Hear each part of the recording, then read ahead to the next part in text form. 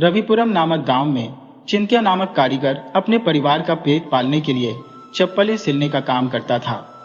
उसकी मेहनत और हुनर ने उसके लिए एक साधारण लेकिन ईमानदार जीवन की नींव रखी थी। उसके दो पुत्र थे, हरि और गिरी। ये दोनों पुत्र अपने पिता के कार्य में हाथ बटाते थे। एक दिन चिंत्या ने अपने बेटों को पुकारते हुए कहा, हरि और गिरी, तुम्हारा काम अभी समाप्त नहीं हुआ है। 12 जोड़ी चप्पलें तैयार हो चुकी हैं। उन्हें लेकर जाओ और बेच आओ। वापसी में घर के लिए जो भी आवश्यक सामान हो उसे लेते आना। हरि, ध्यान रखना गिरी भूल न जाए। हरि ने आत्मविश्वास से कहा, पिताजी चिंता मत कीजिए, मैं उसे याद दिलाऊंगा और जो भी चाहिए ले आऊंगा। गिरी ने हामी भरते हुए कहा, ठीक है हरि, ये 6 जोड़ी तुम ले लो और मैं 6 जोड़ी लेकर चलता हूँ। पर ध्यान रहे, यदि कोई कुछ पूछे तो पहले मैं बात करूंगा, तुम चुप रहना, समझे? हरि ने मुस्कुराते हुए उत्तर दिया, ठीक है भाई, तुम ही बात करना, मैं नहीं बोलूंगा। इसके बाद दोनों भाई गांव की ओर निकल पड़े। कल वे सीतापुरम गए थे और आज उनकी योजना रंगपुरम जाने की थी। गिरी ने कहा, रंगपुरम में बहुत लोग होंगे, वहां जाना लाभदायक रहेगा। हरि ने सहमति जताते हुए कहा, हाँ मैं भी यही सोच रहा था, चलो जल्दी से चलते हैं। रंगपुरम पहुंचकर वे शंकराना जीवी के घर रुके। गिरी ने कहा, उसने हमारे पैरों का नाप लिया था, हमें उसे चप्पलें देनी है। इसी बीच एक माँ अपने छोटे बेटे के साथ वहां आई। बच्चा रोते हुए कह रहा था, माँ कांटा चुभ गया है, बहुत दर्द हो रहा है, जल्दी निकालो। माँ ने बच्चे को डांटते हुए कहा, देखकर चलना चाहिए था बेटे, कहाँ है कांटा, दिखाओ। बच्चे ने पैर आगे बढ़ाया। माँ ने कांटा निकालते हुए कहा, लो अब दर्द नहीं होगा। बच्चा फिर से मचल गया, माँ मुझे चप्पल चाहिए। राहुल जो मेरे साथ खेलता है उसके पास भी चप्पल है। माँ ने थकी हुई आवाज में कहा, बेटा चप्पल खरीदने के लिए पैसे चाहिए, अभी हमारे पास इतने नहीं है, चलो बाद में देखेंगे। बच्चा जिद पकड़ते हुए बोला, माँ मुझे अभी चाहिए, मुझे भी चप्पल चाहिए। हरि ने मुस्कुराकर माँ की ओर देखा और कहा, माँ आपका बच्चा सचमुच चप्पल के लिए बहुत बेचैन है, उसके पैर के नाप की चप्पल हमारे पास है, ये देखिए।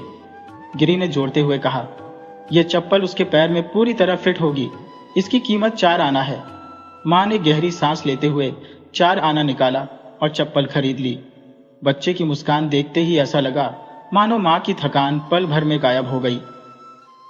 गिरी ने हंसते हुए कहा, मैंने दूर से देखा था कि बच्चा बहुत रो रहा था, अब देखो उसकी खुशी 4 आना में खरीद ली गई।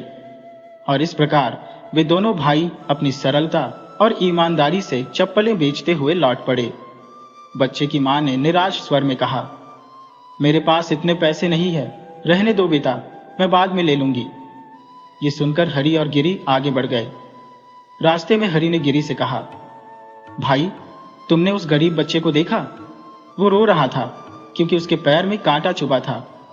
अगर उसने चप्पल पहनी होती तो ऐसा नहीं होता। वैसे कीमत केवल 2 आना थी, लेकिन तुमने 4 आना कहा। अगर तुमने 2 आना कहा होता तो शायद वो ले लेता। गिरी ने ठंडी सांस लेते हुए जवाब दिया, अगर वो नहीं लेता तो क्या कोई और लेता? मुझे पता था कि वो खरीदने वाला नहीं है, इसीलिए मैंने 4 आना कहा। और फिर तुमने जिस तरह से उसे देखा वो मुझे अच्छा नहीं लगा। थोड़ी ही देर में एक और ग्राहक आया।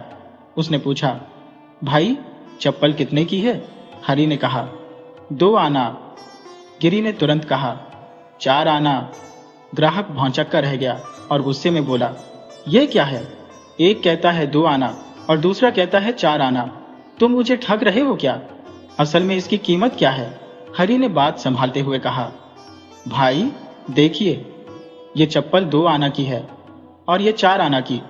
इसमें थोड़ा कच्चा सिलाई है और इसमें पक्की, इसी वजह से कीमत अलग है।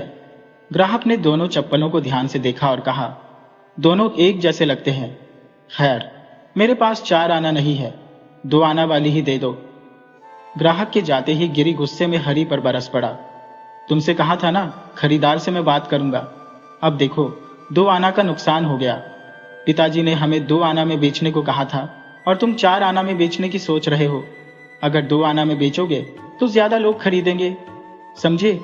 अब चुप रहो, अगर तुम इसी तरह करोगे तो मेरे साथ मत आना। तुम्हें व्यापार करना नहीं आता और ऊपर से मुझे सिखाने की कोशिश कर रहे हो। चलो, शंकर अन्ना के पास जाना है, देर हो रही है। दोनों भाई शंकर अन्ना के घर पहुंचे। शंकर अन्ना ने उन्हें देखते ही कहा, तुमने कहा था कि 2 दिन में चप्पलें ले आओगे, 4 दिन हो गए, ऐसा कैसे हुआ? गिरी ने उन्हें चप्पलें देते हुए कहा, अन्ना, ये लीजिए, जैसा आपने कहा था मैंने वैसा ही बनाया है। क्या आप इसे पहनकर देखेंगे? शंकर अन्ना ने चप्पल पहनकर देखा और खुश होते हुए कहा, यह तो बिल्कुल सही बैठ रही है। वैसे इसकी कीमत क्या है? गिरी ने कहा, अन्ना, 5 आना। यह सुनते ही अन्ना भड़क गए। 5 आना? तुमने कहा था कि यह 4 आना की होगी, अब 5 आना कह रहे हो। क्या तुम्हें लगता है कि मेरे पास दिमाग नहीं है? तुम ऐसे झूठ क्यों बोलते हो? हरि ने तुरंत बात संभालते हुए कहा, अन्ना, जो चप्पलें आप हमेशा हमसे खरीदते हैं उनकी कीमत 4 आना ही है, लेकिन इस बार इसमें थोड़ा अतिरिक्त काम किया गया है, इसलिए 5 आना। शंकर अन्ना ने कुछ देर सोचा, फिर मुस्कुराते हुए पैसे निकाले और कहा, ठीक है, लेकिन अगली बार वादा निभाना, समय पर चप्पलें लाना, समझे? दोनों भाई ने सिर झुकाकर हामी भरी और अगली दुकान की ओर बढ़ चले। हमने इसे खास तौर पर आपके लिए बनाया है अन्ना, इसीलिए इसकी कीमत 1 आना अधिक है। यह बहुत मजबूत भी है, इसे पहनकर देखिए, गिरी ने आत्मविश्वास से कहा। शंकर अन्ना ने थोड़ी झुंझलाहट के साथ जवाब दिया, ठीक है ठीक है, ये बात पहले क्यों नहीं बताई? लो, 5 आना रखो। हरि, जो यह सब देख रहा था, ने गिरी को डांटते हुए कहा, तुमने फिर वही किया, अन्ना से भी 1 आना ज्यादा ले लिया। ये धोखा है, ऐसा करना गलत है। अगर उन्हें दोबारा चप्पल की जरूरत होगी तो वो हमसे नहीं खरीदेंगे। तुम यहाँ के तौर तरीके नहीं समझते और ऊपर से मुझे सिखाते हो। चलो, यहाँ से चलते हैं। दोनों भाई गांव की गलियों में घूमते रहे, बाकी चप्पलें बेच दी, जरूरी सामान खरीदा और घर लौट आए। घर पहुंचने पर पिता ने कड़े स्वर में पूछा, क्या सब कुछ बेचाए या कुछ बचा लाए? खड़े खड़े घूरोगे या कुछ कहोगे भी? हरि ने सिर झुकाकर कहा, सब कुछ बेच दिया पिताजी। ये लीजिए आज की कमाई, कुछ पैसे सामान पर खर्च हो गए। गिरी ने बीच में टोकते हुए कहा, मैं कल से इसके साथ नहीं जाऊंगा। वैसे भी आज जितना पैसा आया है उससे ज्यादा आना चाहिए था, ये बेवजह कीमत कम कर देता है। पिता ने गंभीरता से पूछा, कमाई कम क्यों हुई? क्या किया इसने? हरि ने नाराजगी से जवाब दिया, पैसा कम नहीं हुआ पिताजी, जो भी आया वो मेरी वजह से आया। ये तो चप्पलें सस्ते में बेच रहा था, मैंने 2 आना वाली चप्पल 4 आना में बेची। पिता ने सख्त लहजे में कहा, मैंने तुमसे कहा था 2 आना में बेचो, 4 आना में बेचना क्यों? ऐसे तो कोई नहीं खरीदेगा। अगर कोई नहीं खरीदेगा तो काम कैसे चलेगा? तुम्हें इस तरह नहीं सोचना चाहिए। ठीक है, इस बार कर लिया, लेकिन कल से 2 आना में ही बेचना, ज्यादा दिमाग मत लगाना, समझे? अगले दिन पिता ने दोनों को नई चप्पलें दी और बेचने के लिए भेज दिया। गिरी, जो अब भी नाराज था, ने हरि से कहा, हरि, आज तुम एक गांव जाओ और मैं दूसरे गांव जाऊंगा। सब चप्पलें बेचकर यही मिलेंगे, फिर साथ में घर चलेंगे। देखते हैं तुम मेरे बिना कितनी चप्पलें बेच पाते हो। हरि ने हैरानी से पूछा, ऐसा क्यों? पिताजी ने तो साथ में बेचने को कहा था। गिरी ने ताने भरे स्वर में कहा, मुझे तुम्हारे साथ काम करने का कोई शौक नहीं, बिना मेरे तुम्हारी औकात देखनी है। अब जाओ और खुद अपना कमाल दिखाओ। हरि ने मजबूरी में हामी भरी और दोनों भाई अलग अलग दिशाओं में निकल पड़े। गिरी रास्ते में चलता जा रहा था, तभी एक आदमी उसके पास आया। उसने चप्पलों को देखकर पूछा, बच्चे, ये सब चमड़े की चप्पलें हैं ना? दिखाओ जरा। गिरी ने गर्व से कहा, हाँ, ये चमड़े की बनी है, बहुत अच्छी क्वालिटी की है। इनकी कीमत 4 आना है। इन्हें भिगोने पर भी कुछ नहीं होता, चाहे तो एक बार पहनकर देखिए, समझ में आ जाएगा। आदमी ने चुपचाप चप्पलें देखी और कहा, ठीक है, पर तुम इसके लिए ज्यादा पैसे मांग रहे हो। पिछली बार मैंने इन्हें 2 आना में खरीदी थी, अब ये 4 आना क्यों? गिरी हंसते हुए बोला, ये चप्पल 1 साल से ज्यादा चल सकती है। वह जो आपने पहले खरीदी थी उसकी क्वालिटी अलग थी। आदमी ने सोचा और फिर कहा, ठीक है, लेता हूं, 4 आना दे रहा हूं। गिरी को अब तसल्ली हुई और मन ही मन उसने सोचा, अच्छा हुआ हरि को नहीं भेजा गया। अगर वह होता तो यह कीमत के बारे में बहस करता। अच्छा हुआ उसे दूसरे गांव भेज दिया। दूसरी ओर हरि ने सारे चप्पल 2 आना में बेच दिए थे। केवल एक जोड़ी चप्पल बची थी। अब वह सोचने लगा, अच्छा हुआ बाकी सब बिक गए, यही एक जोड़ी बची है। अगर यह भी बिक जाए तो हम घर लौट सकते हैं। लेकिन यह बच्ची के लिए है, इसे बेचना थोड़ा मुश्किल होगा, फिर भी कोशिश करता हूं। तभी वही महिला और बच्चा जो पहले मिले थे रास्ते में सामने आ गए। बच्चा चप्पल देखकर रोने लगा और मां से चप्पल की मांग करने लगा। हरि ने यह देखा और कहा, मां, बच्चा फिर रो रहा है और चप्पल के लिए जिद कर रहा है, उसे खरीद दो। मां ने दुख भरे स्वर में कहा, क्या बताऊं तुम्हें, यही और इसका रोना। उसके दोस्त चप्पल पहनकर घूम रहे हैं और वह भी चप्पल की मांग करता है। हम गरीब लोग हैं, आज का कमाया हुआ आज ही खाते हैं। मुझे नहीं पता कल क्या होगा, इस बच्चे को खिलाना ही बड़ी बात है। हरि ने समझाते हुए कहा, मां, इसकी कीमत 2 आना है, लेकिन मैं इसे 1 आना में दे रहा हूं, अगर चाहो तो ले लो। मां ने हैरान होकर पूछा, कल इसकी कीमत 4 आना थी और आज तुम 1 आना क्यों मांग रहे हो? हरि मुस्कुराते हुए बोला, मैं ये 1 आना इसलिए ले रहा हूं ताकि बच्चा खुश रहे। ले लो, मुझे बस इतना ही चाहिए। मां ने 1 आना दिया और चप्पल ले ली। हरि को अब बहुत खुशी हुई क्योंकि वो बच्चा खुश था। वह गिरी से मिलने के लिए आगे बढ़ा।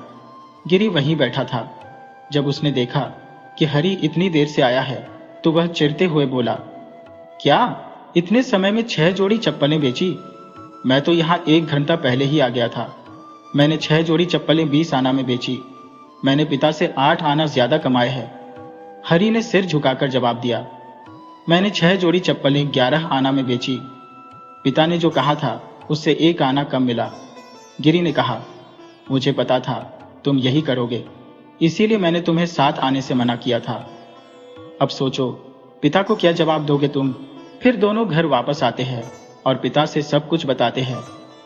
पिता गुस्से में कहते हैं, गिरी, तुमने यह चप्पलें ज्यादा पैसे में क्यों बेची? मैंने तुम्हें मना किया था, फिर क्यों ऐसा किया? पिता, मैं कैसे व्यापार करूं? मुझे पता है मुझे क्या करना चाहिए। जो भी आप कहेंगे मैं वही करूंगा। हमें यह देखना चाहिए कि हम ज्यादा पैसे कमा रहे हैं। अगर मैंने ज्यादा पैसे कमाई है तो आप मुझे गले लगाने के बजाय डांट रहे हैं। अगर आप ऐसा करेंगे तो बाद में आपको पता चलेगा। अब से यह आपकी मर्जी है। फिर पिता ने हरि से पूछा, और हरि, 6 जोड़ी चप्पलें 1 आना कम क्यों बेची? अगर वे नहीं खरीद सकते थे तो कोई बात नहीं, लेकिन हमें इस नुकसान से बचना चाहिए था। हरि सिर झुकाते हुए बोला, मैं उस बच्चे को रोते हुए नहीं देख सका, इसलिए मैंने उसे दे दी, बस कुछ नहीं। मैंने सोचा कि उस बच्चे को खुश देखकर अच्छा लगेगा। अगर मैं 1 आना के बारे में सोचता तो उसकी खुशी नहीं देख पाता। जो कहना था मैंने कह दिया। अब से ये आपकी मर्जी है। अब तुम्हें अपने पैरों पर खड़ा होना होगा। कुछ दिनों बाद उनके विचार बदल जाते हैं। चिंता की बातें धीरे धीरे खत्म हो जाती हैं। हरि और गिरी अब खुद की चप्पलें बनाकर गांव में बेचने लगते हैं।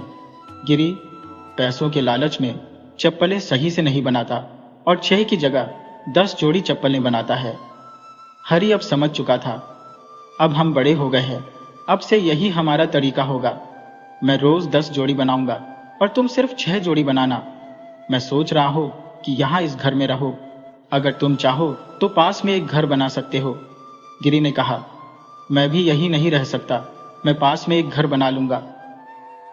लेकिन हरि ने उसे समझाया, गिरी, तुम रोज 10 जोड़ी चप्पलें बनाते हो लेकिन ठीक से सिलते नहीं, यह ठीक नहीं है।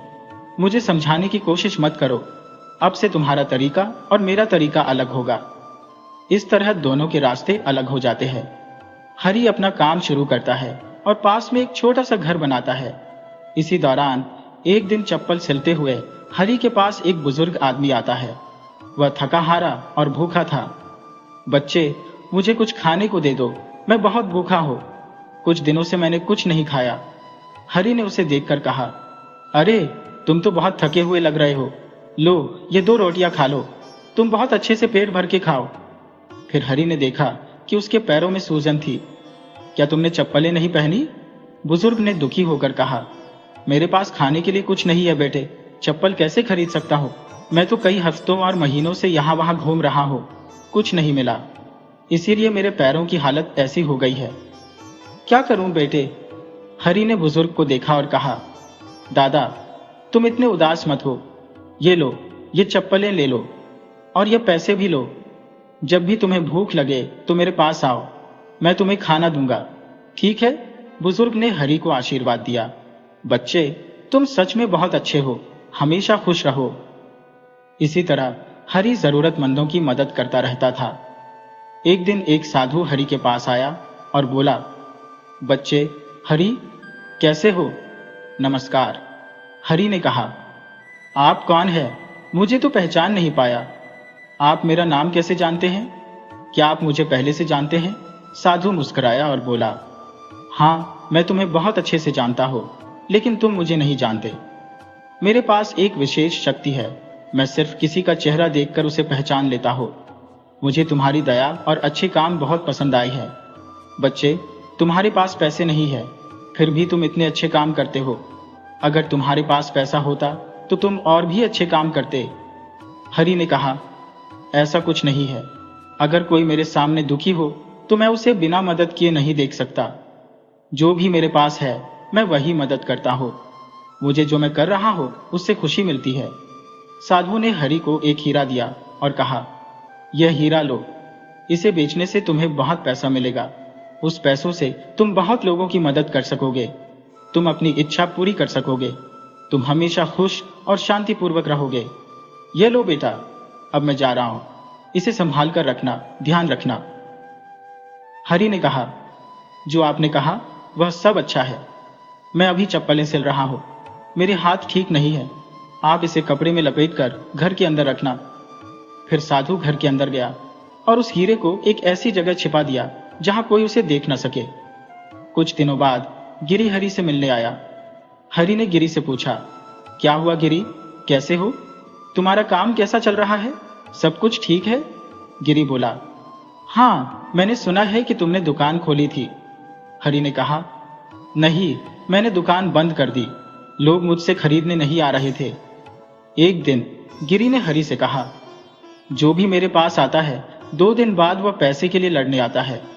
पैसे की लालच में तुमने ज्यादा कच्ची सिलाई वाली चप्पलें बना डाली और ऊपर से उन्हें महंगे दामों पर बेच दिया। मैंने तुम्हें कई बार समझाया, लेकिन तुमने मेरी बात नहीं सुनी। हरि ने गहरी सांस ली और कहा, गिरी, तुमने जो कहा वह सच है। उस समय मैंने तुम्हारी बात नहीं मानी, लेकिन अब मैं समझता हूं।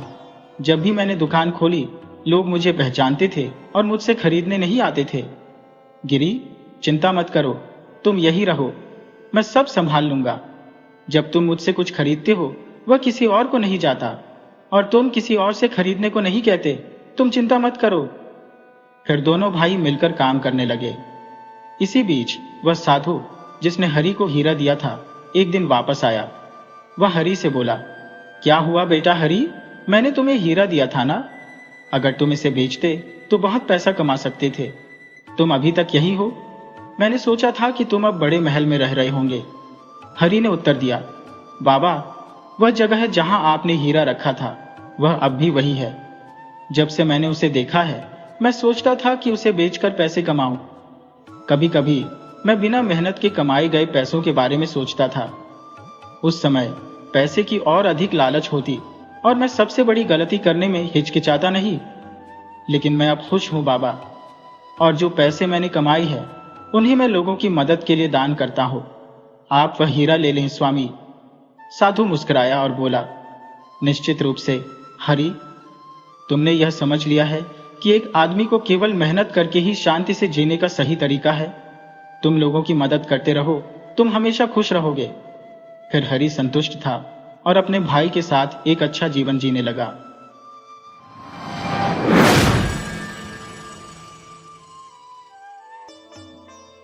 महामाया और राजीव लोचन दोनों सरिता के तट पर एक प्राचीन शिवालय के खंडहरों में मिले। महामाया ने मुख से कुछ न कहकर अपनी स्वाभाविक गंभीर दृष्टि से तनिक कुछ तिरस्कृत अवस्था में राजीव की ओर देखा, जिसका अर्थ था कि जिस बिरते पर तुम आज बेसमय मुझे यहां बुला ले आई हो, मैं अब तक तुम्हारी सभी बातों का समर्थन करती आई हो। इसी से तुम्हारा इतना साहस बढ़ गया। राजीव लोचन तो वैसे महामाया से सदैव त्रस्त रहता है, उस पर यह चितवन बेचारा कांप उठा। साहस बटोरकर कुछ कहना चाहता था, किंतु उसकी आशाओं पर उसी क्षण पानी फिर गया और अब इस भेद की शीघ्रता से कोई न कोई कारण बिना बताए भी उसका छुटकारा नहीं हो सकता। अतः वह शीघ्रता से कह बैठा, मैं चाहता हूं कि यहां से कहीं भाग चले और वहां जाकर दोनों विवाह कर लें। राजीव जिन विचारों को प्रकट करना चाहता था, विचार तो उसने ठीक वही प्रकट किए, किंतु जो भूमिका वह बनाकर लाया था वह न जाने कहां गुम हो गई। उसके विचार बिल्कुल रसहीन और निरर्थक सिद्ध हुए। सो तो ठीक है ही, लेकिन सुनने में भी भद्दे और अजीब से लगे। वह स्वयं ही सुनकर भौंचक्का सा रह गया और भी दो चार बात जोड़कर उसे तनिक नरम बना देने की शक्ति उसमें न रही। शिवालय के खंडहरों में सरिता के तट पर इस जलती हुई दोपहरिया में महामाया को बुलाकर उस मूर्ख ने केवल इतना ही कहा, चलो हम कहीं चलकर विवाह कर लें। महामाया कुलीनों के घर की अविवाहित कन्या है। अवस्था है 40 वर्ष की। जैसी बड़ी अवस्था है वैसा ही सौंदर्य। शरद की धूप के समान पक्के सोने के रंग की प्रतिमा सी लगती है। उस धूप जैसी ही दीप्त और नीरव उसकी दृष्टि है, दिव्यलोक जैसी उन्मुक्त और निर्भीक। उसके पिता नहीं है, केवल बड़ा भाई है। उसका नाम है भवानी चरण। भाई बहन का स्वभाव एक सा ही है। मुख से कहता नहीं, पर तेज ऐसा है कि दोपहर के सूर्य की तरह चुपके से जला सब कुछ देते हैं। खासकर भवानी चरण से लोग अकारण ही भय खाया करते हैं। राजीव लोचन परदेशी है। यहाँ की रेशम की कोठी का बड़ा साहब उसे अपने साथ ले आया था। राजीव के पिता इस साहब की कोठी में काम करते थे। उसके स्वर्गवासी हो जाने पर साहब ने उसके नाबालिग लड़के के लालन पालन का सारा भार अपने ऊपर ले लिया और बाल्यकाल से ही उसे वह अपनी इस वामनहारी की कोठी में ले आया। लड़के के साथ केवल उसकी स्नेह करने वाली बुआ थी। राजीव अपनी बुआ के साथ भवानी चरण के पड़ोस में रहा करता था। महामाया उसकी बाल सहचरी थी और राजीव की बुआ के साथ उसका सुदृढ़ स्नेह बंधन था। राजीव की अवस्था क्रमशः 16, 17, 18 यहाँ तक कि 19 वर्ष की हो गई। फिर भी बुआ के अनुरोध करने पर भी वह विवाह नहीं करना चाहता था। साहब उसकी इस सुबुद्धि का परिचय पाकर बहुत ही प्रसन्न हुआ। उसने सोचा कि लड़के ने उन्हीं को अपना आदर्श बना लिया है। साहब भी अविवाहित थे। इस बीच में बुआ भी स्वर्गवासिनी बनी। इधर ताकत से अधिक व्यय किए बिना महामाया के लिए अनुरूप और योग्य पात्र मिलना कठिन हो रहा था और उसकी कुमारी अवस्था भी क्रमशः बढ़ती ही जा रही थी। पाठक गणों को यह बताने की आवश्यकता नहीं कि प्रणय बंधन में बांधना जिन देवता का काम है, वे यद्यपि इन दोनों के प्रति अब तक बराबर लापरवाही ही दिखा रहे थे, लेकिन प्रणय बंधन का बोझ जिस पर है, उसने अब तक अपना समय व्यर्थ नहीं किया। वृद्ध प्रजावती जिस समय झोंके ले रहे थे, नवयुवक कंदर्प उस समय पूर्णतया सावधान था। कामदेव का प्रभाव भिन्न भिन्न प्रकार से पड़ा करता है। उनके प्रभाव में आकर राजीव अपने मन की दो बातें कहने के लिए पर्याप्त अवसर ढूंढ रहा था, पर महामाया उसे अवसर ही नहीं देती थी। वास्तव में उसकी निस्तब्ध गंभीर चितवन राजीव के व्यथित हृदय में एक प्रकार का भय पैदा कर देती थी। आज सैकड़ों बार शपथ लेने के बाद राजीव उसे उस शिवालय के खंडहरों में ला सका। इसी से उसने सोचा कि जो कुछ उसे कहना है आज सब कुछ कह सुन लेगा। उसके बाद या तो जिंदगी भर सुख में रहेगा और नहीं तो आत्महत्या कर लेगा। जीवन के एक संकटमय दिन में राजीव ने केवल इतना ही कहा, चलो विवाह कर लें, और उसके उपरांत पाठ भूले हुए छात्र के समान सक पकाकर चुप रह गया। महामाया को मानो यह आशा ही न थी कि राजीव उसके सन्मुख ऐसा प्रस्ताव रख देगा। इससे देर तक वह चुप खड़ी रही। दोपहरी की बहुत सी अनिर्दिष्ट करुण ध्वनियां होती हैं, वे सब की सब इस सन्नाटे में फूट निकली। वायु से शिवालय का आधा हिलता हुआ टूटा द्वार बीच बीच में बहुत ही क्षीण स्वर में धीरे धीरे खुलने और बंद होने लगा। कभी शिवालय के झरोखे में बैठा हुआ कपोत गुदुरगूं करता, तो कभी सूखे पल्लवों के ऊपर से सरासर करती हुई गिरगिट निकल जाती, तो कभी सहसा मैदान की ओर से वायु का एक जोर का झोंका आता और उससे सब पेड़ों के पत्ते बार बार आर्तनाद कर उठते। बीच बीच में सहसा नदी का जल जागृत हो जाता और टूटे घाट की सीढ़ियों पर छल छल छपक छपक चोट करने लगता। इन सब अकस्मात उदासी में डूबे हुए असल शब्दों के बीच बहुत दूरी पर एक वृक्ष के नीचे किसी गडरिये की बांस की बांसुरी में से मैदानी राग निकल रहा है। राजीव को महामाया के मुख की ओर देखने की हिम्मत नहीं हुई। वह शिवालय की भीत के सहारे स्वप्न की सी अवस्था में चुपचाप खड़ा खड़ा सरिता के निर्मल जल की ओर निहारता रहा। कुछ देर के पश्चात मुंह फेर कर राजीव ने फिर एक बार भिक्षुक की तरह महामाया के मुख की ओर देखा। महामाया ने उसका आशय समझा, सिर हिलाते हुए कहा, नहीं, ऐसा नहीं हो सकता। महामाया का सिर जैसे ही हिला वैसे ही राजीव की आशा भी उसी क्षण पृथ्वी पर मूर्छित होकर गिर पड़ी। कारण राजीव यह भली भांति जानता था कि महामाया का सिर महामाया के निजी मतानुसार ही हिलता है और किसी की ताकत नहीं कि उसे अपने मत से विचलित कर सके। अपने कुल का शक्तियुक्त अभिमान स्रोत महामाया के वंश में न जाने किस काल से बहता चला आ रहा है। भला आज वह राजीव जैसे अकुलीन ब्राह्मण के साथ विवाह करने के लिए कैसे तैयार हो सकती है? प्यार करना और बात है, और विवाह के सूत्र में बंधना और बात। कुछ भी हो, महामाया समझ गई कि उसके अपने ही विचार व्यवहार के कारण राजीव का घमंड यहां तक चढ़ गया है और उसी क्षण वहां से चलने के लिए उद्यत हो गई। राजीव ने समय एवं परिस्थिति से अवगत होते हुए कहा, कल ही यहां से चला जा रहा हूं। महामाया ने पहले तो विचार किया कि अब उसे ऐसा भाव दिखाना चाहिए कि जहां चाहे रहे, इससे उसे क्या मतलब, पर दिखा न सकी। पग बढ़ाना चाहा पर बढ़ा नहीं सकी। उसने शांत मुद्रा में पूछा, क्यों? राजीव ने कहा, हमारे साहब की यहां से सोनपुर के लिए बदली हो गई है, वे जा रहे हैं, सो मुझे भी साथ लेते जाएंगे। महामाया का बहुत देर तक मुख न खुल सका। वह सोचती रही, दोनों के जीवन की गति दो ओर है, किसी भी इंसान को सदैव के लिए नजरबंद नहीं किया जा सकता। अतः उसने शांत ओष्ठों को तनिक खोलकर कहा, अच्छा। उसका यह अच्छा कुछ कुछ गहरी उसास से सुनाई दी और इतना ही कह के यह जाने के लिए तैयार हो गई। इतने में राजीव ने चौंक कर कहा, भवानी बाबू। महामाया ने देखा भवानी चरण शिवालय की ओर आ रहे हैं। समझ गई कि उन्हें सब पता लग गया है। राजीव ने महामाया पर अकस्मात मुसीबत आते हुए देखकर शिवालय की टूटी हुई दीवार फांद कर भागने का प्रयत्न किया, किंतु महामाया ने हाथ पकड़कर उसे रोक लिया। भवानी चरण शिवालय के खंडहरों में पहुंचे और सिर्फ एक बार चुपचाप दोनों की ओर स्थिर दृष्टि से देखा। महामाया ने राजीव की ओर देखते हुए अविचलित स्वर में कहा, राजीव, मैं तुम्हारे घर ही आऊंगी, तुम मेरी राह देखना। भवानी चरण चुपचाप शिवालय से बाहर आ गए। महामाया भी चुपचाप उनका अनुसरण करने लगी और राजीव चकित सा होकर वहीं खड़ा रहा, मानो उसे फांसी का दंड सुनाया गया हो। उसी दिन रात को भवानी चरण ने विशेष रेशमी साड़ी लेकर महामाया को दी और बोले, इसे पहनाओ। महामाया उसे पहनाई। उसके बाद बोले, अब मेरे साथ चलो। आज तक भवानी चरण की आज्ञा तो दूर रही, संकेत तक का भी किसी ने उल्लंघन नहीं किया था, महामाया ने भी नहीं। उसी रात्रि को दोनों सरिता के तट पर श्मशान भूमि की ओर चल दिए। श्मशान भूमि अधिक दूर नहीं थी। वहां गंगा यात्री के घर में एक बूढ़ा ब्राह्मण अंतिम घड़ियां गिन रहा था। उसकी खटिया के पास दोनों पहुंचकर खड़े हो गए। घर के एक कोने में पुरोहित ब्राह्मण भी मौजूद था।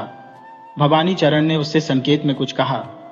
वह शीघ्र ही शुभानुष्ठान की तैयारियां करके पास आ खड़ा हुआ। महामाया समझ गई कि इस मृत्यु को आलिंगन करने वाले इंसान के साथ उसका विवाह होगा। उसने रत्ती भर भी विरोध नहीं किया।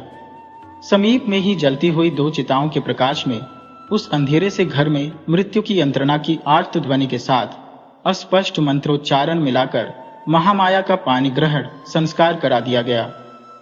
जिस दिन विवाह हुआ उसके दूसरे दिन ही महामाया विधवा हो गई।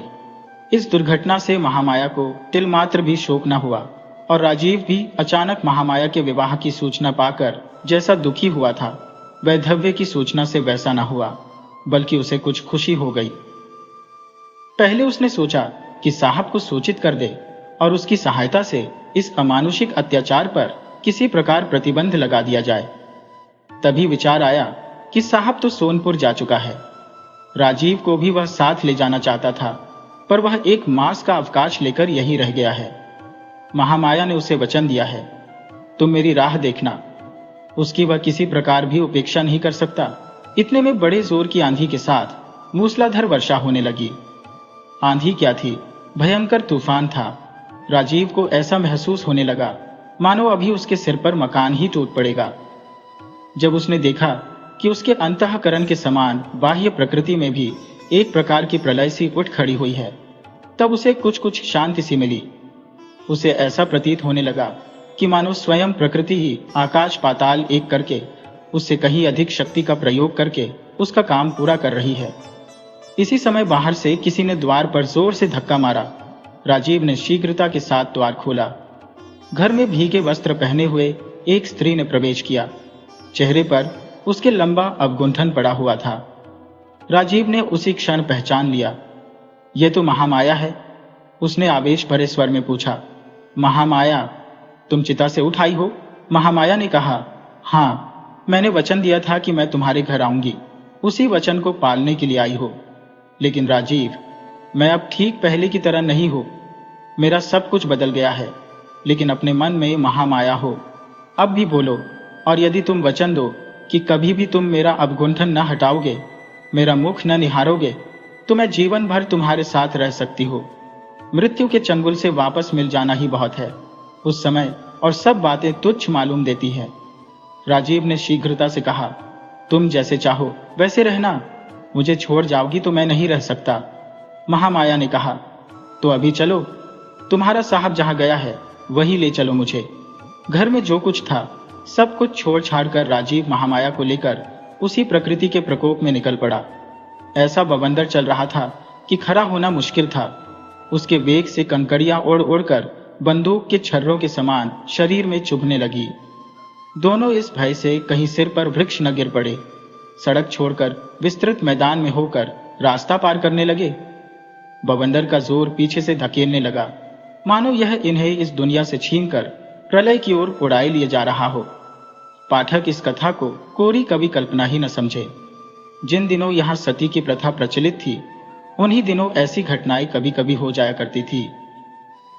महामाया के हाथ पैर बांधकर यथा समय चिता में रखकर उसमें आग लगा दी गई थी।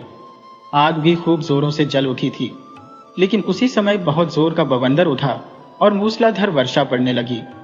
जो दाह संस्कार करने आए थे वे शीघ्रता से गंगा यात्री वाली कोठरी में जा छिपे और भीतर से द्वार बंद कर लिया। सभी समझते हैं कि ऐसे आंधी पानी में चिता बुझते समय नहीं लगता। इसी बीच में उसके हाथों में बंधा कपड़ा जलकर भस्म हो गया और हाथ खुल गए। असह्य दाह पीड़ा में मुख से वह कुछ कह न सकी। तुरंत उठकर बैठ गई और पैर की रस्सी खोल डाली। उसके बाद कई स्थानों से जली हुई साड़ी से देह को छिपाए हुए लगभग नंगी सी चिता से उठकर पहले वह अपने घर आई।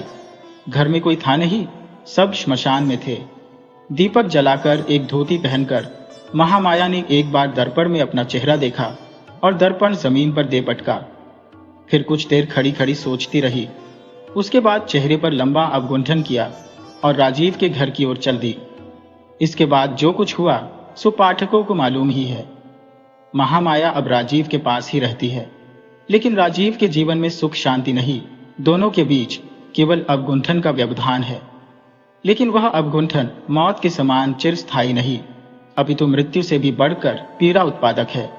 इसलिए कि निराशा मृत्यु की विरह पीड़ा को धीरे धीरे अचिंतन रूप प्रदान कर देती है।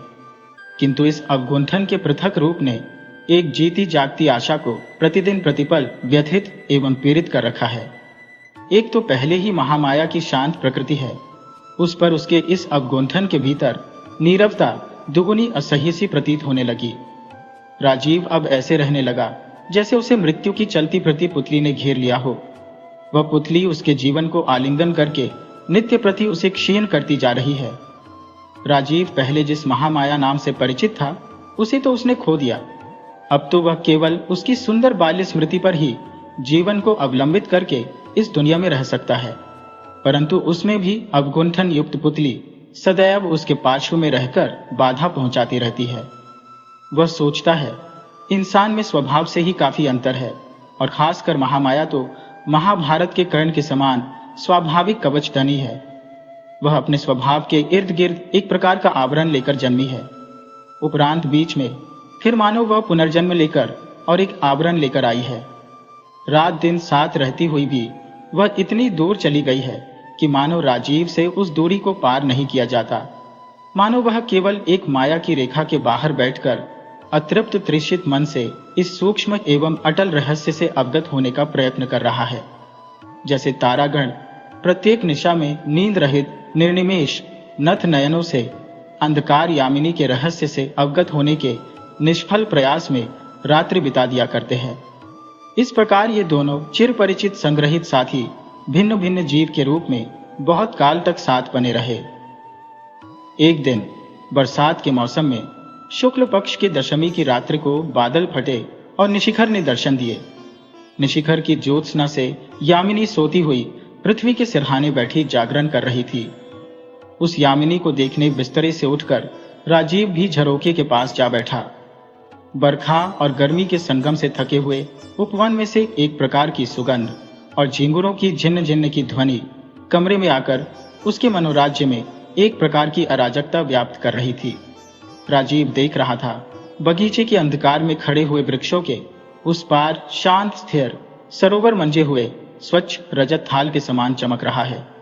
इंसान ऐसे समय में स्पष्ट तौर पर कुछ भी सोच सकता है या नहीं, बताना कठिन है, पर हाँ, इतना अवश्य कहा जा सकता है कि उसका संपूर्ण हृदय किसी एक दिशा की ओर प्रवाहित हुआ है। गंधयुक्त उपवन के समान ही एक सुगंध से पूर्ण उच्छ्वास छोड़ता रहता है। पता नहीं राजीव ने क्या क्या विचारा। उसे प्रतीत हुआ कि मानो आज उसके पहले के सब नियम टूट गए हैं। आज इस बरसात की रात ने उसके समक्ष अपना मेघों का अवगुंठन हटा डाला है और आज की यह यामिनी पहले की उस महामाया के समान निस्तब्ध, शून्य और सुगंभीर हो गई है। होते होते अकस्मात ऐसा हुआ कि राजीव का ध्यान जीती जागती पुतली की ओर प्लावित हो गया। स्वान चलित के समान चलकर राजीव ने महामाया के कमरे में प्रवेश किया। महामाया उस समय निद्रा लोक की सैर कर रही थी। राजीव उसकी शैया के पास जाकर खड़ा हो गया। मुंह झुकाकर देखा, महामाया के अवगुंठन से हीन चेहरे पर चंद्र ज्योत्सना आ पड़ी है। लेकिन हाय, ये क्या? वह चिर परिचित पुरुष के समान खिला हुआ चेहरा कहाँ गया? चिताग्नि की शिखा अपनी विकराल लहराती हुई जिह्ना से महामाया के बाएं कपोल का थोड़ा सा सौंदर्य चाटकर वहां सदैव के लिए अपनी राक्षसी भूख का अमिट चिन्ह छोड़ गई है।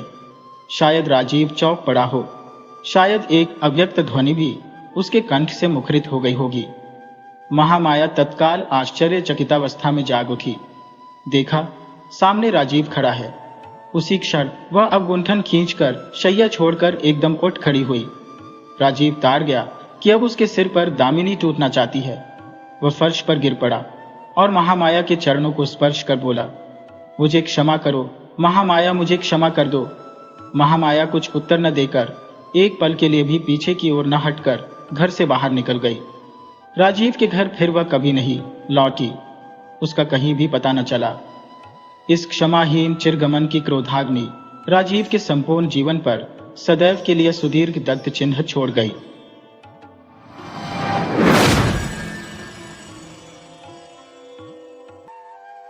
आज मेरी आयु केवल 27 साल की है। यह जीवन न दीर्घता के हिसाब से बड़ा है, न गुण के हिसाब से, तो भी इसका एक विशेष मूल्य है। यह उस फूल के समान है जिसके वक्ष पर भ्रमर आ बैठा हो और उसी पदक्षेप के इतिहास ने उसके जीवन के फल में गुठली का सा रूप धारण कर लिया हो। वह इतिहास आकार में छोटा है, उसे छोटा करके ही लिखूंगा। जो छोटे को साधारण समझने की भूल नहीं करेंगे, वे इसका रस समझेंगे। कॉलेज में पास करने के लिए जितनी परीक्षाएं थी, सब मैंने खत्म कर ली है। बचपन में मेरे सुंदर चेहरे को लेकर पंडित जी को सेमल के फूल तथा माकाल फल, बाहर से देखने में सुंदर तथा भीतर से दुर्गंधयुक्त और अखाद्य गुद्दे वाला एक फल के साथ मेरी तुलना करके हंसी उड़ाने का मौका मिला था। तब मुझे इससे बड़ी लज्जा लगती थी, किंतु बड़े होने पर सोचता रहा हो कि यदि पुनर्जन्म हो तो मेरे मुख पर स्वरूप और पंडित जी के मुख पर विद्रूप इसी प्रकार प्रकट हो। एक दिन था जब मेरे पिता गरीब थे। वकालत करके उन्होंने बहुत सा रुपया कमाया। भोग करने का उन्हें पल भर भी समय नहीं मिला। मृत्यु के समय उन्होंने जो लंबी सांस ली थी, वही उनका पहला अवकाश था। उस समय मेरी अवस्था कम थी। माँ के ही हाथों मेरा लालन पालन हुआ। माँ गरीब घर की बेटी थी, अतः हम धनी थे, ये बात न तो वे भूलती और न मुझे भूलने देती। बचपन में मैं सदा गोद में ही रहा, शायद इसीलिए मैं अंत तक पूरी तौर पर वयस्क ही नहीं हुआ। आज ही मुझे देखने पर लगेगा जैसे मैं अन्नपूर्णा की गोद में गजानन का छोटा भाई हो। मेरे असली अभिभावक थे मेरे मामा। वे मुझसे मुश्किल से 6 वर्ष बड़े होंगे, किंतु हलगू की रेती की तरह उन्होंने हमारे सारे परिवार को अपने हृदय में सोख लिया था। उन्हें खोदे बिना इस परिवार का एक भी बूंद रस पाने का कोई उपाय नहीं। इसी कारण मुझे किसी भी वस्तु के लिए कोई चिंता नहीं करनी पड़ती। हर कन्या के पिता स्वीकार करेंगे कि मैं सत्पात्र हूं, हुक्का तक नहीं पीता। भला आदमी होने में कोई झंझट नहीं है, अतः मैं नितांत भला मानस हूं। माता का आदेश मानकर चलने की क्षमता मुझ में है, वस्तुतः न मानने की क्षमता मुझ में नहीं है। मैं अपने को अंतःपुर के शासनानुसार चलने के योग्य ही बना सका हो। यदि कोई कन्या स्वयंवरा हो तो इन सुलक्षणों को याद रखे। बड़े बड़े घरों से मेरे विवाह के प्रस्ताव आए थे, किंतु मेरे मामा का, जो धरती पर मेरे भाग्य देवता के प्रधान एजेंट थे, विवाह के संबंध में एक विशेष मत था। अमीर की कन्या उन्हें पसंद न थी। हमारे घर जो लड़की आए वह सिर झुकाए हुए आए, वे यही चाहते थे। फिर भी रुपए के प्रति उनकी नस नस में आसक्ति समाई हुई थी। वे ऐसा समधि चाहते थे जिसके पास धन तो न हो, पर जो धन देने में त्रुटि न करे, जिसका शोषण तो कर लिया जाए, पर जिसे घर आने पर गुड़गुड़ी के बदले बंधे हुक्के में गुड़गुड़ी हुक्का अधिक सम्मान सूचक समझा जाता है, बंधा हुक्का मामूली हुक्का होता है, तंबाकू देने पर जिसकी शिकायत न सुननी पड़े। मेरा मित्र हरीश कानपुर में काम करता था। छुट्टियों में उसने कलकत्ता आकर मेरा मन चंचल कर दिया। बोला, सुनो जी, अगर लड़की की बात हो तो एक अच्छी खासी लड़की है। कुछ दिन पहले ही एमए पास किया था। सामने जितनी दूर तक दृष्टि जाती, छुट्टी धू धू कर रही थी। परीक्षा नहीं है, उम्मीदवारी नहीं, नौकरी नहीं, अपनी जायदाद देखने की चिंता भी नहीं, शिक्षा भी नहीं, इच्छा भी नहीं, होने में भीतर माँ थी और बाहर मामा। इस अवकाश की मरुभूमि में मेरा हृदय उस समय विश्वव्यापी नारी रूप की मरीचिका देख रहा था। आकाश में उसकी दृष्टि थी, वायु में उसका निश्वास, तरुमरमर में उसकी रहस्यमयी बातें। ऐसे में ही हरीश आकर बोला, अगर लड़की की बात हो तो। मेरा तन मन वसंत वायु से दोलायित बकुल वन की नव पल्लव राशि की भांति धूप छाह का पट बुनने लगा। हरीश आदमी था रसिक, रस उंडेलकर वर्णन करने की उसमें शक्ति थी, और मेरा मन था तृषार्त। मैंने हरीश से कहा, एक बार मामा से बात चला कर देखो। बैठक जमाने में हरीश अद्वितीय था, इससे सर्वत्र उसकी खातिर होती थी। मामा भी उसे पाकर छोड़ना नहीं चाहते थे। बात उनकी बैठक में चली। लड़की की अपेक्षा लड़की के पिता की जानकारी ही उनके लिए महत्वपूर्ण थी। पिता की अवस्था वे जैसी चाहते थे वैसी ही थी। किसी जमाने में उनके वंश में लक्ष्मी का मंगल घट भरा रहता था। इस समय उसे शून्य ही समझो, फिर भी तले में थोड़ा बहुत बाकी था। अपने प्रांत में वंश मर्यादा की रक्षा करके चलना सहज न समझकर वे पश्चिम में जाकर वास कर रहे थे। वहां गरीब गृहस्थ की ही भांति रहते थे। एक लड़की को छोड़कर उनके और कोई नहीं था। अतएव उसी के पीछे लक्ष्मी के घट को एकदम आंधा कर देने में हिचकिचाहट नहीं होगी। यह सब तो सुंदर था, किंतु लड़की की आयु 15 की है, यह सुनकर मामा का मन भारी हो गया। वंश में तो कोई दोष नहीं है? नहीं, कोई दोष नहीं। पिता अपनी कन्या के योग्य वर कहीं भी न खोज पाए। एक तो वर की हाट में महंगाई थी, इस पर धनुष भंग की शर्त, अतः बाप सब्र किए बैठे हैं, किंतु कन्या की आयु सब्र नहीं करती। जो हो, हरीश की सरस रचना में गुण था। मामा का मन नरम पड़ गया। विवाह का भूमि का भाग निर्विघ्न पूरा हो गया। कलकत्ता के बाहर बाकी जितनी दुनिया है, सबको मामा अंडमान द्वीप के अंतर्गत ही समझते थे। जीवन में एक बार विशेष काम से वे कोन नगर तक गए थे। मामा यदि मनु होते तो वे अपनी संहिता में हावड़ा के पुल को पार करने का एकदम निषेध कर देते। मन में इच्छा थी खुद जाकर लड़की देखाऊं, पर प्रस्ताव करने का साहस न कर सका। कन्या को आशीर्वाद देने, बंगालियों में विवाह पक्का करने के लिए एक रस्म होती है, जिसमें वर पक्ष के लोग कन्या को और कन्या पक्ष के लोग वर को आशीर्वाद देकर कोई आभूषण दे जाते हैं। जिनको भेजा गया वे हमारे विनु दादा थे, मेरे फुफेरे भाई।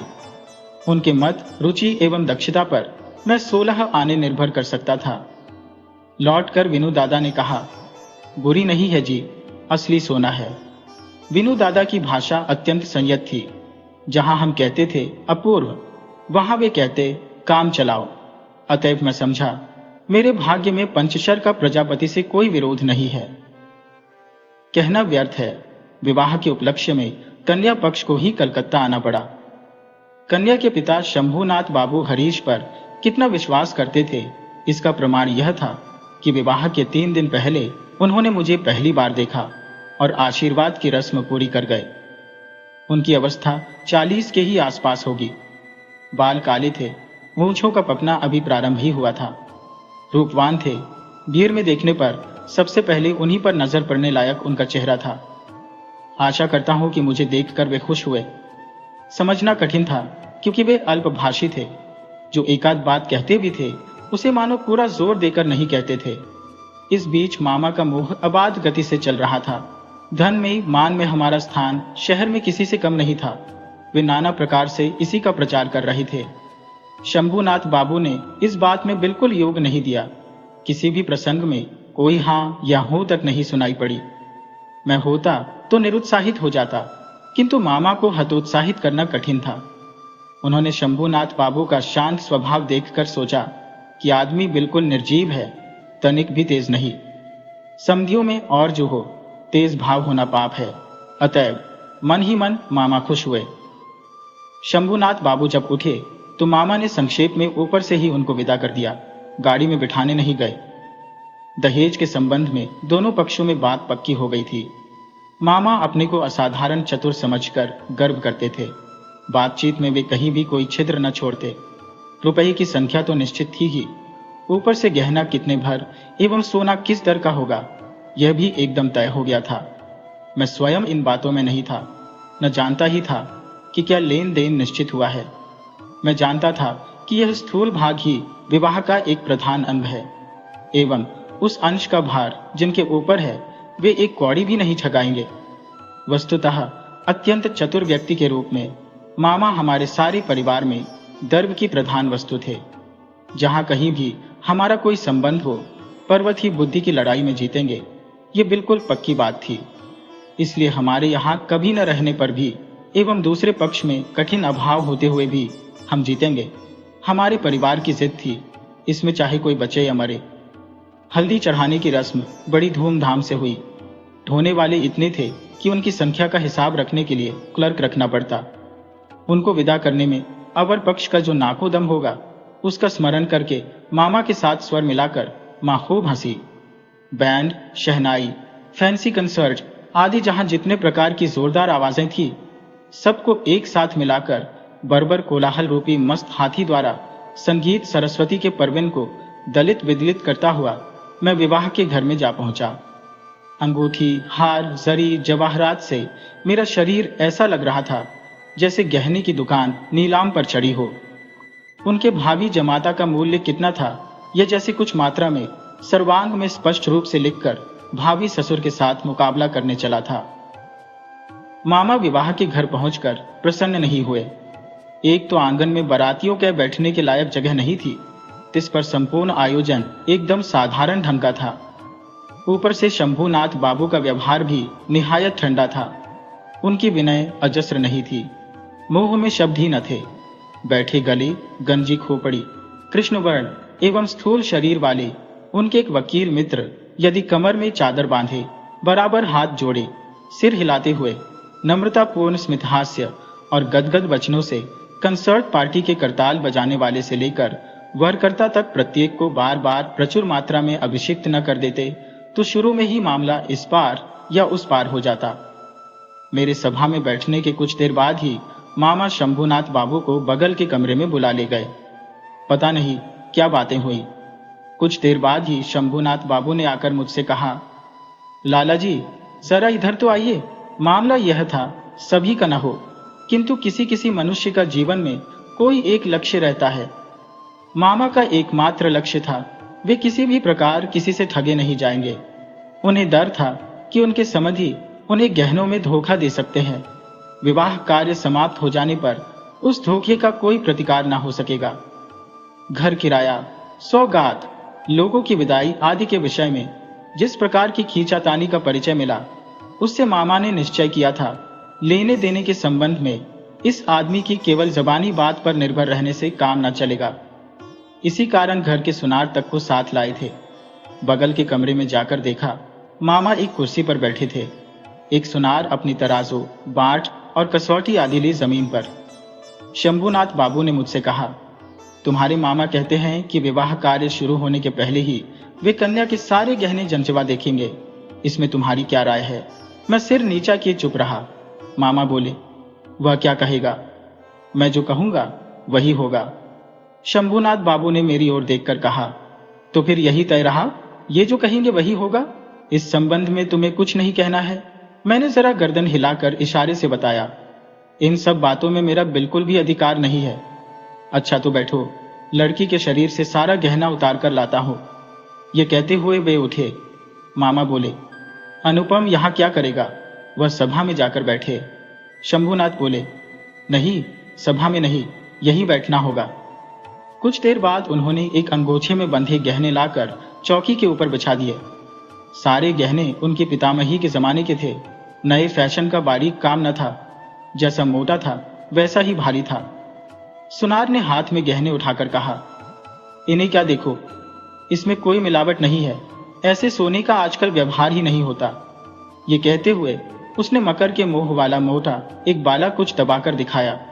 वह टेढ़ा हो जाता था। मामा ने उसी समय नोटबुक में गहनों की सूची बना ली, कहीं जो दिखाया गया था उसमें से कुछ कम ना हो जाए। हिसाब करके देखा, गहना जिस मात्रा में देने की बात थी, इनकी संख्या, दर एवं तोल उससे अधिक थी। गहनों में एक जोड़ा इयररिंग था। शंभूनाथ ने उसको सुनार के हाथ में देकर कहा, जरा इसकी परीक्षा करके देखो। सुनार ने कहा, यह विलायती माल है, इसमें सोने का हिस्सा मामूली ही है। शंभू बाबू ने इयररिंग जोड़ी मामा के हाथ में देते हुए कहा, इसे आप ही रखिए। मामा ने उसे हाथ में लेकर देखा। यही इयररिंग कन्या को देकर उन्होंने आशीर्वाद की रस्म पूरी की थी। मामा का चेहरा लाल हो उठा। दरिद्र उनको ठगना चाहेगा, किंतु वे ठगे नहीं जाएंगे, इस आनंद प्राप्ति से वंचित रह गए। एवं इसके अतिरिक्त कुछ ऊपरी प्राप्ति भी हुई। वह अत्यंत भारी करके बोले, अनुपम जाओ, तुम सभा में जाकर बैठो। शंभूनाथ बाबू बोले, नहीं, अब सभा में बैठना नहीं होगा, चलिए पहले आप लोगों को खिला दूं। मामा बोले, यह क्या कह रहे हैं? लग्न शंभूनाथ बाबू ने कहा, उसके लिए चिंता न करें, अभी उठिए।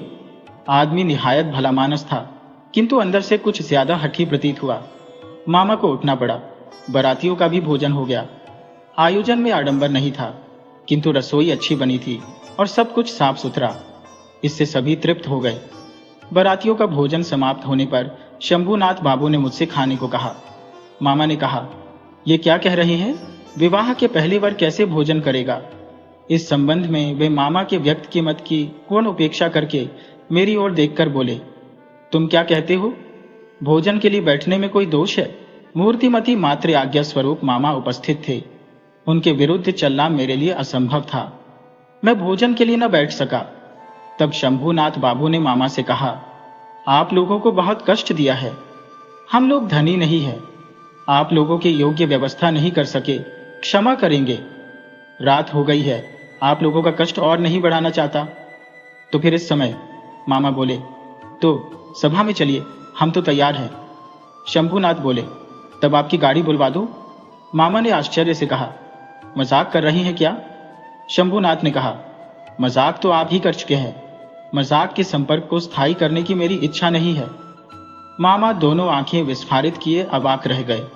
शंभूनाथ ने कहा, अपनी कन्या का गहना मैं चुरा लूंगा। जो यह बात सोचता है उसके हाथों में कन्या नहीं दे सकता।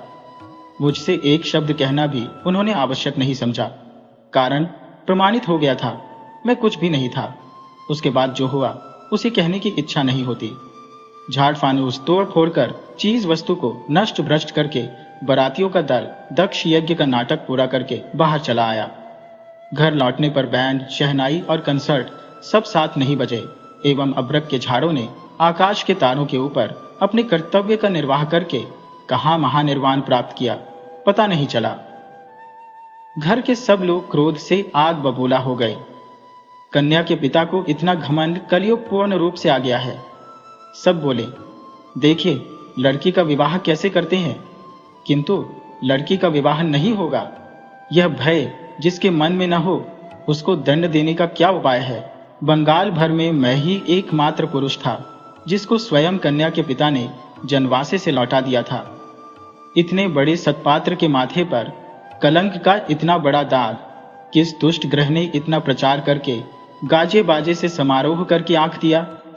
बराती यह कहते हुए माथा पीटने लगे कि विवाह नहीं हुआ, लेकिन हमको धोखा देकर खिला दिया। संपूर्ण अन्न सहित पकवाशय निकालकर वहां फेंक आते तो अफसोस मिटता। विवाह के वचन भंग का और मानहानि का दावा करूंगा, कहकर मामा घूम घूम कर खूब शोर मचाने लगे। हितैषियों ने समझा दिया कि ऐसा करने से जो तमाशा बाकी रह गया है वह भी पूरा हो जाएगा।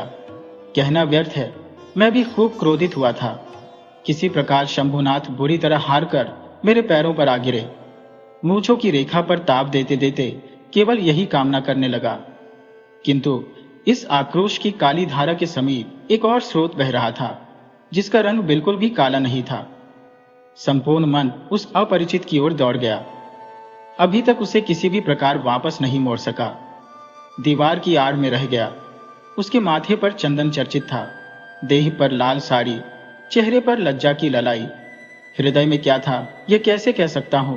मेरे कल्पलोक की कल्पलता, वसंत के समस्त फूलों का भार मुझे निवेदित कर देने के लिए झुक पड़ी थी। हवा आ रही थी, सुगंध मिल रही थी, पत्तों का शब्द सुन रहा था। केवल एक पग बढ़ाने की देर थी।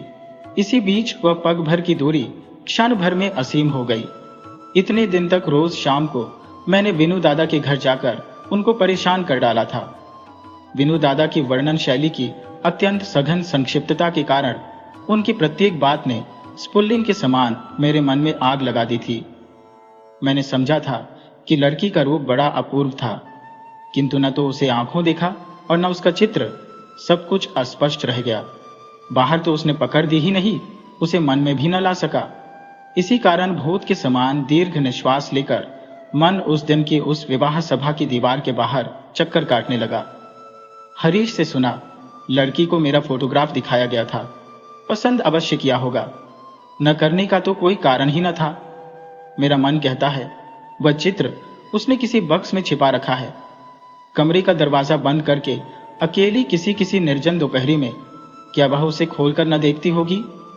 जब छुपकर देखती होगी तब चित्र के ऊपर क्या उसके मुख के दोनों ओर से खुले बाल आकर नहीं पड़ते होंगे? अकस्मात बाहर किसी के पैर की आहट पाते ही क्या वह झटपट अपने सुगंधित अंचल में चित्र को छिपाना लेती होगी? दिन बीत जाते हैं। 1 वर्ष बीत गया। मामा तो लज्जा के मारे विवाह संबंध की बात ही न छेड़ पाते। माँ की इच्छा थी मेरे अपमान की बात जब समाज के लोग भूल जाएंगे तब विवाह का प्रयत्न करेंगी। दूसरी ओर मैंने सुना कि शायद उस लड़की को अच्छा वर मिल गया है, किंतु उसने प्रण किया है कि विवाह नहीं करेगी। सुनकर मन आनंद के आवेश से भर गया। मैं कल्पना में देखने लगा, वह अच्छी तरह खाती नहीं, संध्या हो जाती है, वह बाल बांधना भूल जाती है। उसके पिता उसके मुंह की ओर देखते हैं और सोचते हैं, मेरी लड़की दिनों दिन ऐसी क्यों होती जा रही है। अकस्मात किसी दिन उसके कमरे में आकर देखते हैं, लड़की के नेत्र आंसुओं से भरे हैं। पूछते हैं, बेटी तुझे क्या हो गया है, मुझे बता। लड़की झटपट आंसू पोंछकर कहती है, कहाँ, कुछ भी तो नहीं हुआ पिताजी, बाप की इकलौती लड़की है, न बड़ी लाडली लड़की है। अनावृष्टि के दिनों में फूल की कली के समान जब लड़की एकदम मुरझा गई तो पिता के प्राण और अधिक सहन न कर सके। मान त्याग कर वे दौड़कर हमारे दरवाजे पर आए। उसके बाद मन में जो काले रंग की धारा बह रही थी वह मानो काले सांप के समान रूप धरकर फुफकार उठी। उसने कहा, अच्छा है, फिर एक बार विवाह का साज सजाया जाए, रोशनी जले, देश विदेश के लोगों को निमंत्रण दिया जाए। उसके बाद तुम वर के मौर को पैरों से कुचलकर दल बल लेकर सभा से उठकर चले आओ। किंतु जो धारा अश्रु जल के समान शुभ्र थी वह राजहंस का रूप धारण करके बोली, जिस प्रकार मैं एक दिन दमयंती के पुष्पवन में गई थी, मुझे उसी प्रकार एक बार उड़ जाने दो। मैं विरहिणी के कानों में एक बार सुख संदेह दे आऊं। उसके बाद दुख की रात बीत गई। नव वर्षा का जल बरसा, म्लान फूल ने मुंह उठाया। इस बार उस दीवार के बाहर सारी दुनिया के और सब लोग रह गए, केवल एक व्यक्ति के भीतर प्रवेश किया। फिर मेरी कहानी खत्म हो गई, लेकिन कहानी ऐसे खत्म नहीं हुई। जहां पहुंचकर वह अनंत हो गई है, वहां का थोड़ा सा विवरण बताकर अपना यह लेख समाप्त करूंगा। मां को लेकर तीर्थ करने जा रहा था। भार मेरे ही ऊपर था, क्योंकि मामा इस बार भी हावड़ा पुल के पार नहीं हुए। रेलगाड़ी में सो रहा था। झोंके खाते खाते दिमाग में नाना प्रकार के बिखरे स्वप्नों का झुनझुना बज रहा था। अकस्मात किसी एक स्टेशन पर जाग पड़ा। वह भी प्रकाश अंधकार मिश्रित एक स्वप्न था। केवल आकाश के तारागण चिर परिचित थे और सब अपरिचित अस्पष्ट था। स्टेशन की कई सीधी खड़ी बत्तियां प्रकाश द्वारा यह धरती कितनी अपरिचित है एवं जो चारों ओर है वह कितना अधिक दूर है, यही दिखा रही थी। गाड़ी में मां सो रही थी।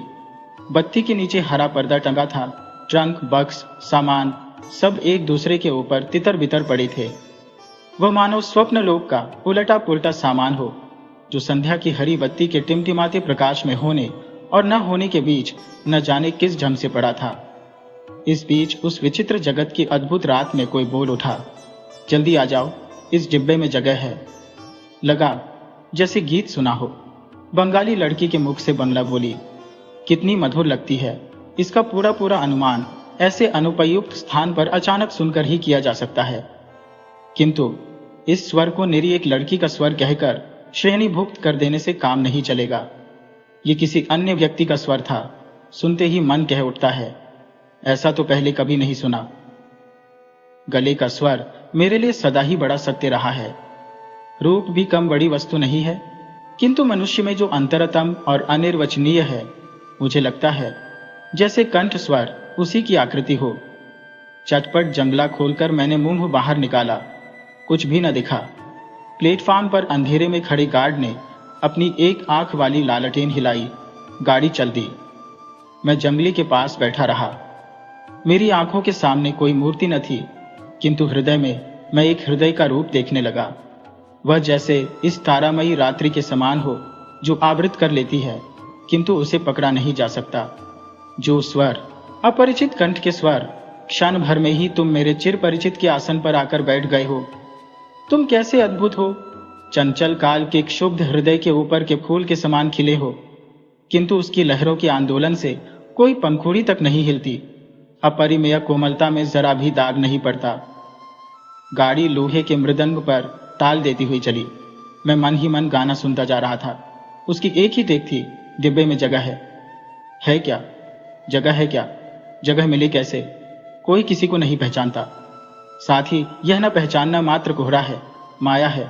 उसके छिन्न होते ही फिर परिचय का अंत नहीं होता। ओ सुधामय स्वर, जिस हृदय के तुम अद्भुत रूप हो, वह क्या मेरा चिर परिचित नहीं है?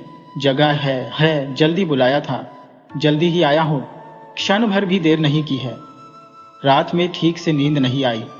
प्राय हर स्टेशन पर एक बार मुंह निकालकर देखता। भय होने लगा कि जिसको देख नहीं पाया वह कहीं रात में ही न उतर जाए। दूसरे दिन सुबह एक बड़े स्टेशन पर गाड़ी बदलनी थी। हमारे टिकट फर्स्ट क्लास के थे। आशा थी भीड़ नहीं होगी। उतर कर देखा, प्लेटफार्म पर साहबों के अर्दलियों का दल सामान लिए गाड़ी की प्रतीक्षा कर रहा है। फौज के कोई एक बड़े जनरल साहब भ्रमण के लिए निकले थे। 2-3 मिनट के बाद ही गाड़ी आ गई। समझा फर्स्ट क्लास की आशा छोड़नी पड़ेगी। मां को लेकर किस डब्बे में चढ़ लूं, इस बारे में बड़ी चिंता में पड़ गया। पूरी गाड़ी में भीड़ थी। दरवाजे दरवाजे झांकता हुआ घूमने लगा। इसी बीच सेकंड क्लास के डिब्बे से एक लड़की ने मेरी मां को लक्ष्य करके कहा, आप हमारे डिब्बे में आइए ना, यहाँ जगह है। मैं तो चौंक पड़ा। वही अद्भुत मधुर स्वर और वही गीत की टेक, जगह है। क्षण भर की भी देर न करके मां को लेकर डिब्बे में चढ़ गया। सामान चढ़ाने का समय प्राय नहीं था। मेरे जैसा असमर्थ दुनिया में कोई ना होगा। उस लड़की ने ही कुलियों के हाथ से झटपट चलती गाड़ी में हमारे बिस्तर आदि खींच लिए। फोटो खींचने का मेरा एक कैमरा स्टेशन पर ही छूट गया। ध्यान ही न रहा। उसके बाद क्या लिखूं नहीं जानता। मेरे मन में एक अखंड आनंद की तस्वीर है। उसे कहां से शुरू करूं, कहां समाप्त करूं? बैठे बैठे एक वाक्य के बाद दूसरे वाक्य की योजना करने की इच्छा नहीं होती। इस बार उसी स्वर को आंखों से देखा। इस समय भी वह स्वर ही जान पड़ा। मां के मुंह की ओर ताका, देखा कि उनकी आंखों के पलक नहीं गिर रहे थे। लड़की की अवस्था 16 या 17 की होगी, किंतु नव यौवन ने उसके देह मन पर कहीं भी जैसे जरा भी भार न डाला हो। उसकी गति सहज, दीप्ति निर्मल, सौंदर्य की शुचिता अपूर्व थी। उसमें कहीं कोई जड़ता न थी। मैं देख रहा हूं, विस्तार से कुछ भी कहना मेरे लिए असंभव है। यही नहीं, वह किस रंग की साड़ी किस प्रकार पहने हुए थी, यह भी ठीक से नहीं कह सकता। यह बिल्कुल सत्य है कि उसकी वेशभूषा में ऐसा कुछ न था जो उसे छोड़कर विशेष रूप से आंखों को आकर्षित करे। वह अपने चारों ओर की चीजों से बढ़कर थी। रजनीगंधा की शुभ्र मंजरी के समान सरल वृंत के ऊपर स्थित जिस वृक्ष पर खिली थी, उसका एकदम अतिक्रमण कर गई थी। साथ में 2-3 छोटी छोटी लड़कियां थी। उनके साथ उसकी हंसी और बातचीत का अंत न था। मैं हाथ में एक पुस्तक लिए उस ओर कान लगाए था। जो कुछ कान में पड़ रहा था वह सब तो बच्चों के साथ बचपने की बातें थी। उसका विशेषत्व यह था कि उसमें अवस्था का अंतर बिल्कुल भी नहीं था। छोटों के साथ वह अनायास और आनंद पूर्वक छोटी हो गई थी। साथ में बच्चों की कहानियों की सचित्र पुस्तकें थी। उसी की कोई कहानी सुनाने के लिए लड़कियों ने उसे घेर लिया था। ये कहानी अवश्य ही उन्होंने 20-25 बार सुनी होगी। लड़कियों का इतना आग्रह क्यों था, ये मैं समझ गया। उस सुधा कंठ की सोने की छड़ी से सारी कहानी सोना हो जाती थी। लड़की का संपूर्ण तन मन पूरी तरह प्राणों से भरा था। उसकी सारी चाल ढाल स्पर्श में प्राण उमड़ रहा था। अतः लड़कियां जब उसके मुंह से कहानी सुनती, तब कहानी नहीं, उसी को सुनती। उनके हृदय पर प्राणों का झरना झर पड़ता। उसके उस उद्भासित प्राण ने मेरी उस दिन की सारी सूर्य किरणों को सजीव कर दिया। मुझे लगा, मुझे जिस प्रकृति ने अपने आकाश से वेष्टित कर रखा है, वह उस तरुणी के ही अक्लांत अम्लान प्राणों का विश्वव्यापी विस्तार है। दूसरे स्टेशन पर पहुंचते ही उसने खोमचे वाले को बुलाकर काफी सी दाल मोठ खरीदी और लड़कियों के साथ मिलकर बिल्कुल बच्चों के समान कलहास्य करते हुए निस्संकोच भाव से खाने लगी। मेरी प्रकृति तो जाल से घिरी हुई थी। क्यों मैं अत्यंत सहज भाव से उस हंसमुख लड़की से एक मुट्ठी दाल मोठ न मांग सका? हाथ बढ़ाकर अपना लोभ क्यों नहीं स्वीकार किया? मां अच्छा और बुरा लगने के बीच दुचिती हो रही थी। डिब्बे में मैं हूं मर्द, तो भी इसे कोई संकोच नहीं। खासकर वह इस लोभ की भांति खा रही है। ये बात उनको पसंद नहीं आ रही थी और उसे बेहया कहने का भी उन्हें भ्रम न हुआ। उन्हें लगा इस लड़की की अवस्था हो गई है, किंतु शिक्षा नहीं मिली। मां एकाएक किसी से बातचीत नहीं कर पाती। लोगों के साथ दूर दूर रहने का ही उनको अभ्यास था। इस लड़की का परिचय प्राप्त करने की उनको बड़ी इच्छा थी, किंतु स्वाभाविक बाधा नहीं मिटा पा रही थी। इसी समय गाड़ी एक बड़े स्टेशन पर आकर रुक गई। उन जनरल साहब के साथियों का एक दल इस स्टेशन से चढ़ने का प्रयत्न कर रहा था। गाड़ी में कहीं जगह न थी। कई बार वे हमारे डिब्बे के सामने से निकले। मां तो भय के मारे जड़ हो गई। मैं भी मन में शांति का अनुभव नहीं कर रहा था। गाड़ी छूटने के थोड़ी देर पहले एक देशी रेल कर्मचारी ने डिब्बों की 2 बेंचों के सिरों पर नाम लिखे हुए 2 टिकट लटकाकर मुझसे कहा, इस डिब्बे की ये 2 बेंचें पहले से ही 2 साहबों ने रिजर्व करा रखी है। आप लोगों को दूसरे डिब्बे में जाना होगा। मैं तो झटपट घबराकर खड़ा हो गया। लड़की हिंदी में बोली, नहीं, हम डिब्बा नहीं छोड़ेंगे। उस आदमी ने जिद करते हुए कहा, बिना छोड़े कोई चारा नहीं। किंतु लड़की के उतरने की इच्छा का कोई लक्षण न देखकर वह उतरकर अंग्रेज स्टेशन मास्टर को बुला लाया। उसने आकर मुझसे कहा, मुझे खेद है, किंतु। सुनकर मैंने कुल्ली कुली की पुकार लगाई। लड़की ने उठकर दोनों आंखों से आग बरसाते हुए कहा, नहीं, आप नहीं जा सकते, जैसे हैं बैठे रहिए।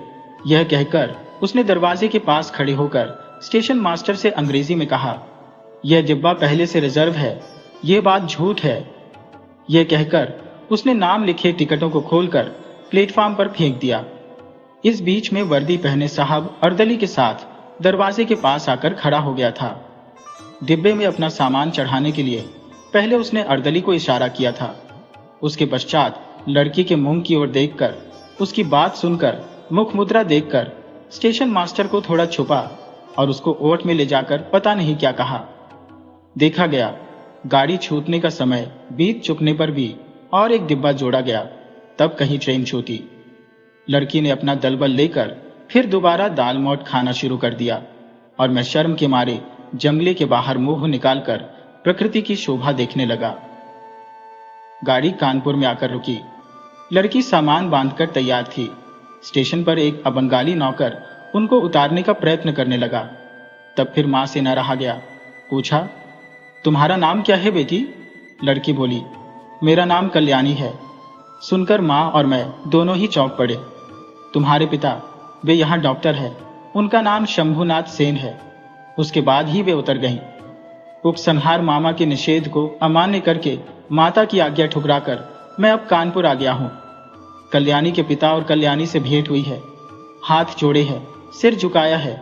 शंभुनाथ बाबू का हृदय पिघला है। कल्याणी कहती है, मैं विवाह नहीं करूंगी। मैंने पूछा, क्यों? उसने कहा, मात्र आज्ञा। जब हो गया, इस ओर भी मातुल है क्या? बाद में समझा, मातृभूमि है। वह संबंध टूट जाने के बाद से कल्याणी ने लड़कियों को शिक्षा देने का व्रत ग्रहण कर लिया है। किंतु मैं आशा न छोड़ सका। वह स्वर मेरे हृदय में आज भी गूंज रहा है। वह मानो कोई उस पार की वंशी हो, मेरी दुनिया के बाहर से आई थी, मुझे सारे जगत के बाहर बुला रही थी। और वह जो रात के अंधकार में मेरे कान में पड़ा था, जगह है, वह मेरे चिर जीवन के संगीत की टेक बन गई। उस समय मेरी आयु थी 23, अब हो गई है 27। अभी तक आशा नहीं छोड़ी है, किंतु मातुल को छोड़ दिया है। इकलौता लड़का होने के कारण मां मुझे नहीं छोड़ सकी। तुम सोच रहे होगे मैं विवाह की आशा करता हूं। नहीं, कभी नहीं। मुझे याद है, बस उस रात के अपरिचित कंठ के मधुर स्वर की आशा जगह है। अवश्य है, नहीं तो खड़ा होगा। इसी से वर्ष के बाद वर्ष बीतते जाते हैं। मैं यही हूं। भेंट होती है, वही स्वर सुनता हूं। जब अवसर मिलता है, उसका काम कर देता हूं। और मन कहता है, यही तो जगह मिली है। और ये अपरिचिता, तुम्हारा परिचय पूरा नहीं हुआ, पूरा होगा भी नहीं, किंतु मेरा भाग्य अच्छा है, मुझे जगह मिल चुकी है।